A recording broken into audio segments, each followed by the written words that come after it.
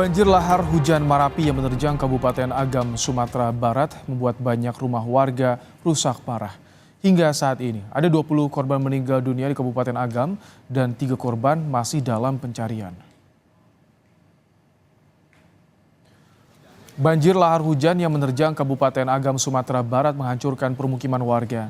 Banjir membawa bongkahan batu besar dan kayu dan menghanyutkan rumah warga. Sejumlah warga mencoba menyelamatkan kendaraan ataupun barang berharga mereka dari rumah mereka yang rusak. Hingga saat ini, 20 orang korban ditemukan meninggal dunia di Kabupaten Agam dan 3 orang lainnya masih dalam pencarian. Sampai tadi malam itu, update tadi malam itu ada 20 orang yang kondisinya meninggal dunia. Semua saat ini di mana, Bang? Ada sebagian ada yang di RSAM dan sebagian ada kemungkinan ada yang sudah dibawa oleh pihak keluarga. Oke, siap. 3 korban yang belum ditemukan sesuai data yang kita dapatkan itu dapat ditemukan dan membuahkan hasil pencarian oleh tim gabungan pada hari ini. Sementara itu, korban banjir lahar hujan Marapi di Kabupaten Agam saat ini mengungsi di Sekolah Dasar 08 Canduang. Sekitar 100 lebih korban mengungsi di 3 ruangan belajar. Korban sudah mulai menerima bantuan berupa makanan, selimut, makanan bayi, dan sejumlah perlengkapan lain. Saat ini korban masih membutuhkan pakaian untuk wanita dan perlengkapan bayi dan anak-anak. Kan kami di sini rata-rata untuk perempuan itu pakaian dalam, terus mandi, untuk itu pampers untuk anak-anak sama orang tua. Untuk kesehatan seperti apa, Bu, saat ini? Kenapa? Kesehatan. Kesehatan alhamdulillah kami mungkin shock. Jadi sekarang itu karena kita posisi lagi berduka, memang menyiapkan mental lah. Pakar mitigasi bencana geologi Surodo menyebut saat ini warga harus mewaspadai hujan, terutama intensitas hujan di puncak Gunung Marapi. Hal ini imbas bencana lahar hujan pada Sabtu malam lalu dan bencana serupa bisa terjadi setiap ada hujan, utamanya hujan lebat di atas puncak Marapi.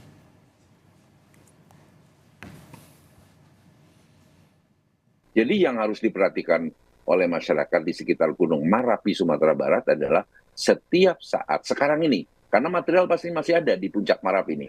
Setiap saat ada hujan di puncak Marapi, hati-hati di seluruh sungai yang berhulu di puncak Marapi. Dan ini tidak hanya berlangsung sekarang ini, bisa berlangsung selama ada hujan di atas puncak.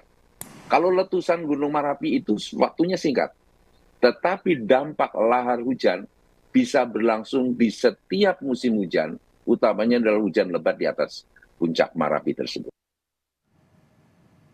Banjir lahar hujan yang melanda sejumlah kabupaten di Sumatera Barat pada Sabtu malam lalu dipicu hujan yang mengakibatkan luapan daerah aliran sungai yang berhulu di Gunung Marapi. Di Kabupaten Agam misalnya, korban ditemukan antara lain di Kecamatan Sungai Pua dan Canduang dan Ampekoto. Limpasan banjir ini menerjang Nagari Bukit Batabuah Canduang. Sementara di Kabupaten Tanah Datar, kecamatan yang terdampak antara lain Kecamatan Sapuluwah Koto, Parambahan, Kecamatan Batipuh, Pariangan, Kimakaum, dan Sungai Tarap. Banjir bandang di wilayah ini dipicu luapan Sungai Malana yang berhulu di Gunung Marapi. Hingga sore ini tercatat 43 orang meninggal dunia, sementara 15 orang lainnya masih hilang. Korban terbanyak ada di Kabupaten Agam 19 orang, Kabupaten Tanah Datar 14 orang, dan Padang Panjang 2 orang.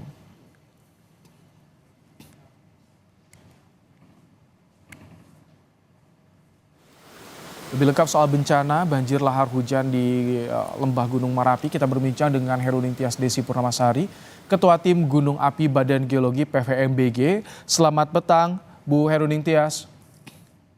Selamat petang, Pak Ibrahim. Baik, Bu, dengan kondisi saat ini pasca banjir lahar hujan di wilayah Gunung Marapi ini, apa yang harus diwaspadai, Bu?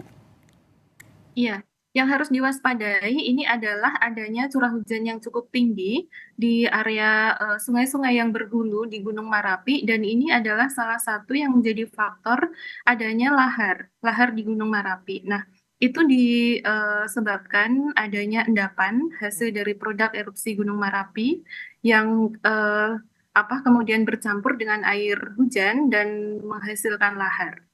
Kalau saat ini status Gunung Marapi bagaimana, Bu?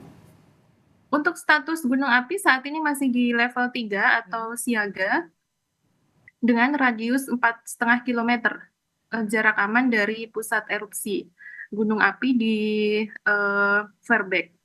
Baik, jadi masih rawan juga untuk mengeluarkan material vulkanis dan juga ditambah ketika ada cuaca buruk itu yang menyebabkan banjir lahar hujan, Bu Heru Ningtyas. Iya, betul, Pak. Memang Gunung Merapi saat ini masih belum stabil aktivitasnya dikarenakan ini levelnya kami juga masih di level 3 atau siaga.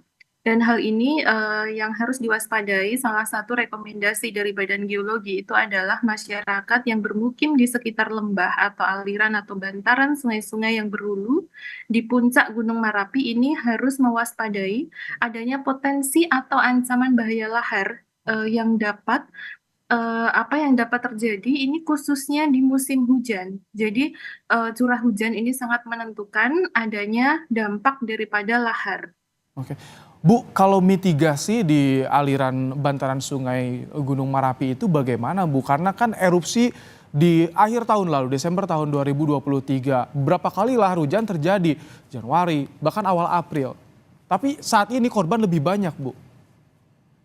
Iya betul, memang untuk lahar ini sangat salah satunya menjadi pemicu itu adalah hujan. Jadi curah hujan yang sangat tinggi ini dapat memicu adanya lahar yang meluas gitu. Jadi untuk masyarakat memang harus mewaspadai khususnya di bantaran-bantaran sungai dan hal ini juga harus diwaspadai oleh pemerintah daerah juga bahwasanya untuk aliran lahar yang khususnya yang berhulu di Gunung Merapi ini harus lancar aliran sungainya dikarenakan kalau debit dari curah hujan yang cukup tinggi dan endapan material Gunung Merapi ini yang menumpuk di puncak atau di area atas Gunung Merapi ini dapat menghasilkan lahar yang cukup besar gitu.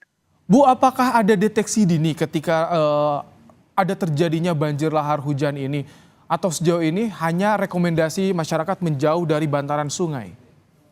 Iya, untuk adanya peringatan dini, ini Badan Geologi sudah membuat peta KRB atau peta kawasan rawan bencana, yang mana menjadi salah satu dari peta KRB ini adalah aliran-aliran lahar yang muncul, yang digambarkan dengan warna kuning atau di level di KRB 1. Nah, hal ini juga bisa dilihat di petanya mana-mana saja yang menurut sejarah pada waktu itu memang dilewati oleh aliran lahar.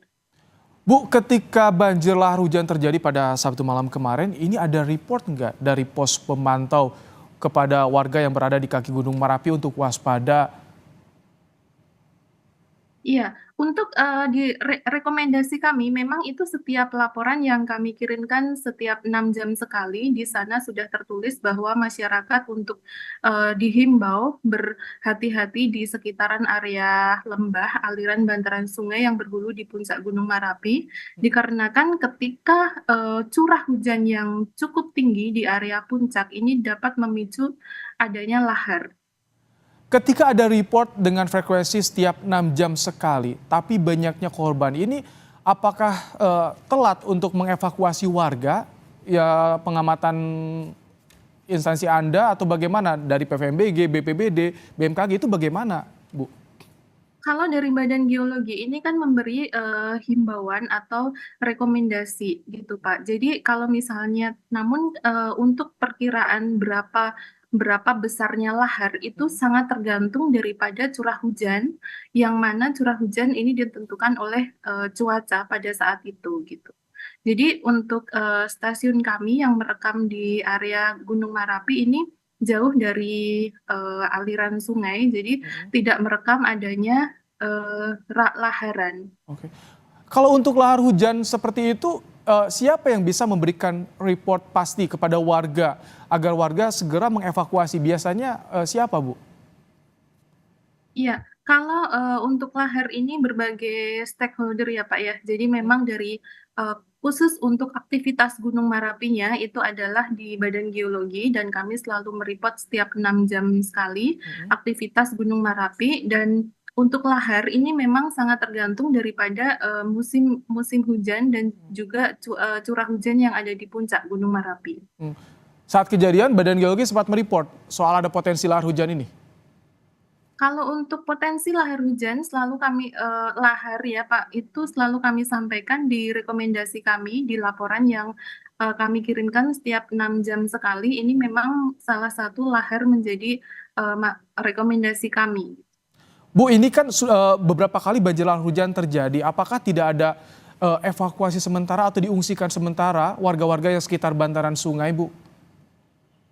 Ya, kalau masalah pengungsian ini memang harus ada komunikasi antar stakeholder, jadi tidak hanya satu atau dua instansi, jadi ini harus ada koordinasi yang sangat masif, mengingat bahwa lahar ini kan memang banyak sekali titik-titik yang harus diungsikan gitu Pak. Dan untuk masyarakat ini juga kami sosialisasikan ketika Gunung Merapi ini aktif. Memang erupsi yang terjadi di Gunung Merapi itu kan endapan-endapan daripada material dari puncak itu kan masih mengendap di area puncak. Nah, ini ketika curah hujan yang cukup tinggi ini bisa terbawa di bantaran-bantaran sungai dan dapat menghasilkan lahar. Namun seberapa laharnya ini harus kita mengetahui curah hujannya ini sangat tinggi dan juga endapan daripada produk erupsi Gunung Merapi ini seperti apa gitu. Jadi ini yang harus dikoordinasikan bersama. Oke, Bu, untuk ke depan ini karena cuaca buruk masih terjadi di Sumatera Barat, mitigasinya seperti apa? Termasuk juga soal 3 stakeholder, apakah akan ada peta jalur evakuasi warga atau bagaimana ke depannya dengan BPBD dan BMKG? Ya, ini hal yang sangat harus diwaspadai adalah khususnya ketika musim hujan datang dan ini sangat rawan sekali untuk area-area sungai yang berhulu di puncak-puncak gunung. Tidak hanya Gunung Merapi, namun di gunung-gunung yang lain, contohnya di Semeru itu juga beberapa kali ada lahar dan beberapa kali juga ada korban di sana. Jadi memang harus dari gotong royong antara masyarakat dan juga pemerintah kita untuk bagaimana caranya menangani lahar ini agar tidak berdampak besar bagi masyarakat gitu Pak. Baik, terima kasih Bu Herudin Tias Desi Purnama Sari, Ketua Tim Gunung Api Badan Geologi PVMBG telah menyampaikan bagaimana mitigasi bencana di Gunung Merapi, Sumatera Barat. Terima kasih Bu Herudin Tias.